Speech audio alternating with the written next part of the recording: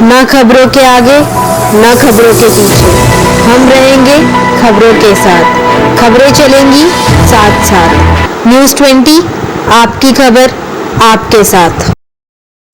नमस्कार। न्यूज़ 20 के लिए रांची से अवधेश।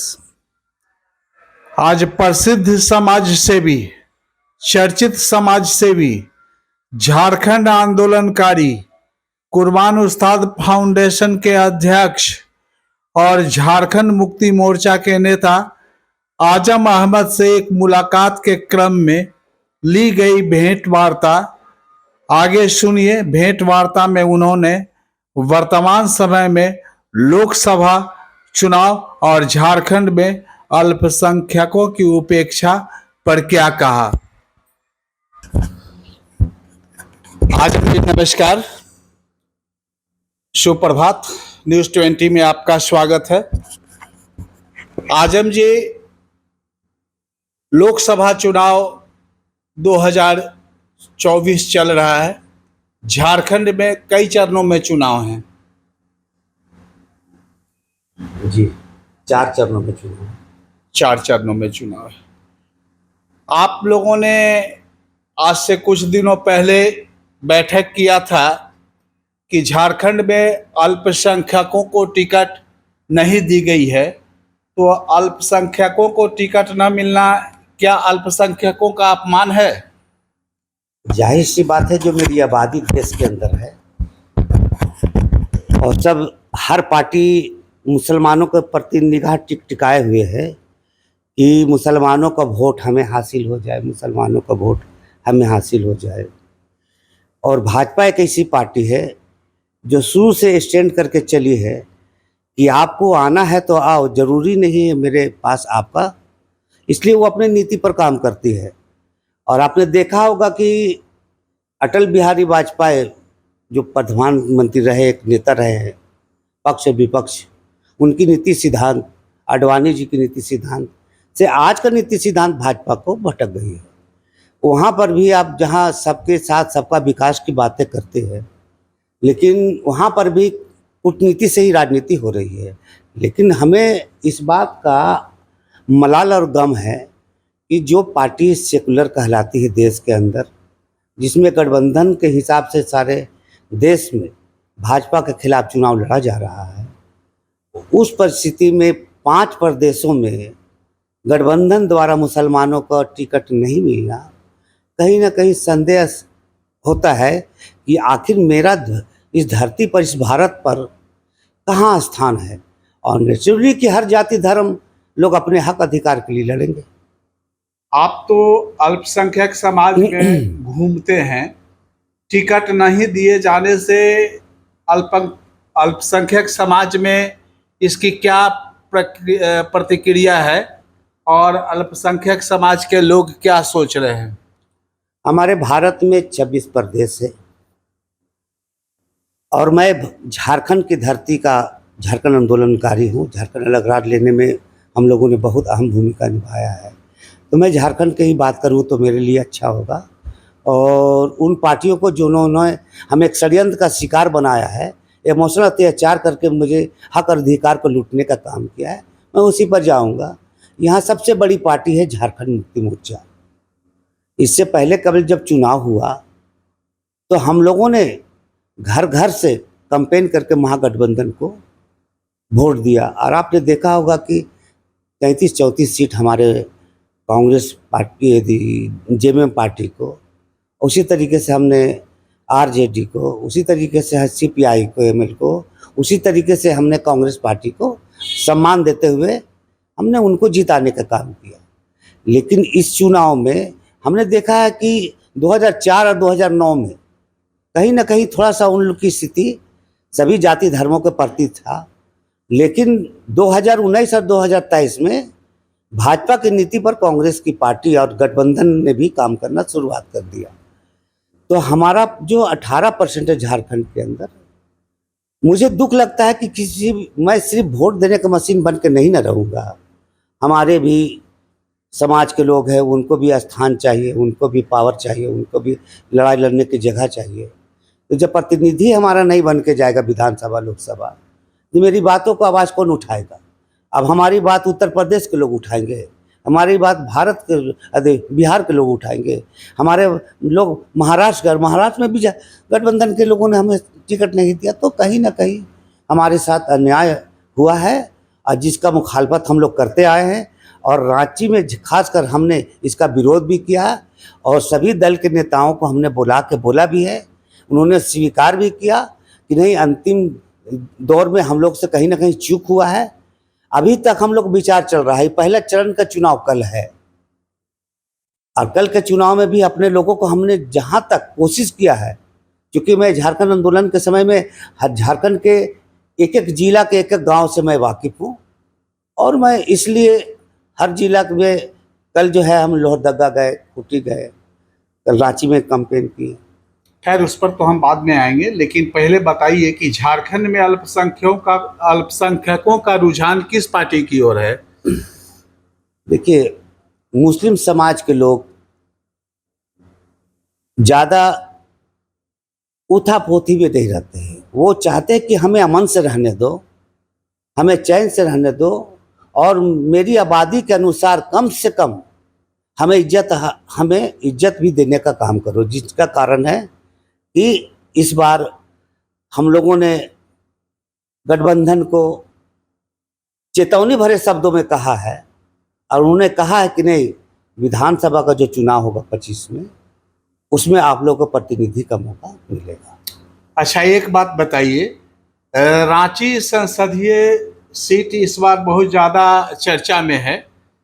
इस सीट पर पूर्व सांसद उम्मीदवार संजय सेठ खड़े हैं, वहीं पूर्व केंद्रीय मंत्री सुबोधकांत सहाय की बेटी जो पढ़ी लिखी हैं और युवा हैं, यशस्विनी सहाय खड़ी हैं। तो यशस्विनी सहाय और संजय सेठ के बीच मुकाबला कैसा रहेगा? एजुकेशन में अगर आप आते हो और रह गई कि आज की परिस्थिति पर जो आज उत्पन्न हो चुकी है झारखंड के अंदर, जिसमें अपने समाज का में जो द्वेष की भावना, मतलब जो खुन्नस है, जो उनको तकलीफ़ें हैं, उनको दूर करने के लिए हम लोग गोलबंद हो रहे हैं। जहाँ तक रही बात संजय सेठ भाई का, तो उनके साथ भी मैं बहुत रहा हुआ हूँ। उनका व्यक्तित्व और जहाँ हमारे सुबोधकांत सहाय जी है, मैं उनका अगर चर्चा करता हूँ तो झारखंड के रांची में ही एक नोट और एक वोट के नारे पर सुबोध भाई को हमने गृह मंत्री बनाने का काम किया था। और उसकी जो बेटी है, जो हम कहीं ना कहीं जब उनके साथ रिश्ता होता है तो इनके साथ भी मेरी बेटी का रिश्ता होता है, चचा का रिश्ता होता है। तो अब कुछ कुछ दुख तकलीफ को भी हम किनारे करके अपनी बेटी के पक्ष में कैंपेन कर रहा हूं। और जहां तक संजय सेठ की बात है, तो एजुकेशन के मामला में अगर आते हैं तो इनके सामने वो है नहीं। और जिन पार्टी से हमारे संजय सेठ भाई लड़ रहे हैं, वो जुमला पार्टी देश के अंदर है। हर एक धर्मों के साथ उन्होंने खिलवाड़ किया है। किसी भी समाज को उन्होंने जो घोषणा किया उस पर अमली जामा नहीं पहनाने का काम किया, जिसके कारण आज पूरे देश में अभी भी लोग बोलते हैं कि मेरा बैंक खाता में 15 लाख रुपए नहीं आया। आपने 2 करोड़ का वादा किया था, वो नहीं दिया। आपने हर जाति समुदाय को एक विकास के गति से जोड़ने की बात कही थी, उन्होंने नहीं किया। तो कहीं ना कहीं लोगों में जरूर है कि ये हिंदू मुस्लिम की राजनीति से ज़्यादा दिन तक वो चलेगा नहीं, क्योंकि हिंदू और मुस्लिम एक दूसरे के पूरक है। ये पार्टियां कुछ अपने गेम खेल जाए राजनीति में, लेकिन मुझे पता है कि बड़ी बड़ी सीढ़ियाँ और बड़े बड़े महल और बड़े बड़े कुछ आप मीनार बनाइएगा तो उसमें कुर्बानी मांगता है, उसमें आपका कहा जाए तो बलि मांगता है। जो बलि का बकरा कुछ पार्टी बना रहा है हमारे भाइयों को, हमारे समाज को, चाहे हिंदू चाहे मुसलमान हो चाहे सिख ईसाई हो, उनसे बचना होगा। अच्छा, एक बात बताइए, रांची संसदीय क्षेत्र हो या इसका विधानसभा क्षेत्र हो, कई बार से लगातार देखा जा रहा है कि यहाँ भाजपा ही जीतती आई है दोनों सीट पर। तो रांची की लोगों को कभी ऐसा नहीं लगता कि परिवर्तन होना चाहिए? और दूसरी बात, रांची में संजय सेठ को वोट मिलता है या भाजपा को? मैं बता चुका हूँ कि संजय सेठ भाई के साथ मेरा बहुत अच्छा संबंध है। अब रह गई कि वोट किनके द्वारा मिलता है, तो संजय सेठ भाई को बुरा नहीं लगना चाहिए। उन्होंने दोबारा चुनाव, संसदीय चुनाव लड़ रहे हैं। उन 5 सालों में हमने हर एक क्षेत्र जाता हूँ, मेरा काम है कोई भी धर्म से मुंह मोड़ के नहीं, बल्कि हर धर्मों के साथ उनके पर्व पर्वों में हम अपनी पार्टिसिपेट करता हूँ। मेरे वालिद कुर्बान उस्ताद फाउंडेशन से, चाहे छठ पूजा हो, चाहे दशहरा पूजा हो, चाहे काली पूजा हो, चाहे रामनवमी हो, तमाम कुछ सरना पूजा हो, उस सभी धर्मों के साथ मेरा एक अच्छा लगाव है। वहाँ पर भी इनको मैं देखता हूँ तो नगण्य वहाँ पर है। अच्छा, एक बात बताइए, कल की सूचना है और आपके कई वीडियो और फोटो देखा गया है कि आप लोहरदगा संसदीय क्षेत्र में निर्दलीय प्रत्याशी चमरा लिंडा के पक्ष में प्रचार प्रसार कर रहे थे, जनसंपर्क अभियान कर रहे थे। इसकी क्या वजह है? चमरा लिंडा से क्यों प्रभावित हैं आप? चमरा लिंडा मेरे विधानसभा हटिया के ही निवासी है और वो एक कर्मठ और जुझारू लड़का है। और हम लोगों ने उसे डोमिसाइल के समय से देखा है कि सभी जाति धर्मों के लिए उन्होंने, हम लोग 24 जो मई को जो हम लोग का आंदोलन हुआ था, जो भाजपा के कूटनीतिक कारणों से डोमिसाइल यहाँ पर आए, जो हम लोग स्थानीय नीति की बात कर रहे थे, वहाँ पर भी मैंने देखा कि सब समाज को जोड़ने का काम कर रहे थे और कहीं अपवाद और उपवाद करके कोई यहाँ पर घटना दुर्घटना ना हो उसमें भी रोकथाम कर रहे थे। तो हमने देखा कहीं ना कहीं उनके एक पॉजिटिव है और वो उन समय से हमारे साथ हैं। और कहीं ना कहीं हर जगह मुलाकात जब होती है तो मैं भी जेएमएम का हूँ, वो भी जेएमएम के हैं, तो हमको लगा कि नहीं, हमारे पास जब आए बात को तो हमें लगा कि नहीं, बहुत मेहनत हो सारे। अब देखिए, लोहरदगा में 4 विधानसभा है, एक तो लोहरदगा हो गया, एक सिसई हो गया, एक मांडर हो गया, एक बिशुनपुर हो गया। तो इन 4 विधानसभा में उनको मैंने देखा कि बहुत वर्षों से उनको बहुत पहले से कन्विंस करते आ रहे हैं। तो कहीं ना कहीं लगा कि चलो एक परिवार कैसा भी है और एक दबंग, और मतलब कि जिस पे कोई तरह का आज तक मामला नहीं बनता है, तो उन्हीं के चलते उनका हम सपोर्ट में कल के। अच्छा आजम जी, एक सवाल जरा हटकर है। पिछले दिनों ग्रामीण विकास मंत्री आलमगीर आलम के सचिव के नौकर के यहाँ लगभग 32 करोड़ से भी अधिक कैश बरामद हुआ। इस संदर्भ में भी कुछ कहेंगे क्या आप? देखिए, करप्शन तो सबके लिए बहुत गलत, करप्शन से और भ्रष्टाचार से देश कहीं भी आगे नहीं बढ़ सकता है। और हमने देखा है कि जब हम लोग मूवमेंट में थे, हम लोग झारखंड अलग राज्य के लिए आंदोलन कर रहे थे, तो 3 प्रदेशों को अलग किया गया था, एक झारखंड, एक उत्तराखंड, एक छत्तीसगढ़। हमने देखा कि छत्तीसगढ़ और उत्तराखंड कहीं विकास का हब बन चुका है, कहीं लॉ का हब बन चुका है, लेकिन झारखंड को हमने देखा जहाँ खनिज संपदा से परिपूर्ण ये प्रदेश है, जो देश को पाल रहा है, विदेश को पाल रहा है, वहाँ की माँ बहनें अभी भी पलायन है मजदूरी के लिए।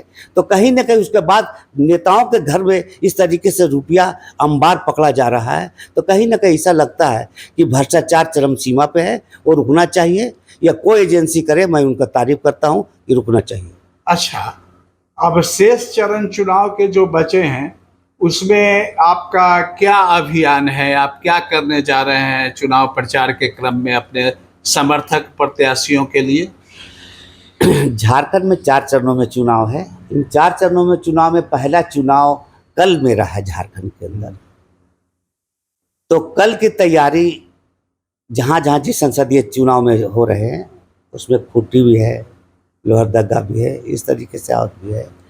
तो हम लोगों का प्रयास कल और आज भी जो होगा कैंपेन करने का, जो साइलेंट कैंपेन जिसको कहा जाता है, जिसके घर तक वो पहुंच जाए वोटर लिस्ट, ताकि वो कल वोट मतदान करने के लिए कोई बचा नहीं रहे, उसके लिए आज कैंपेन होगा।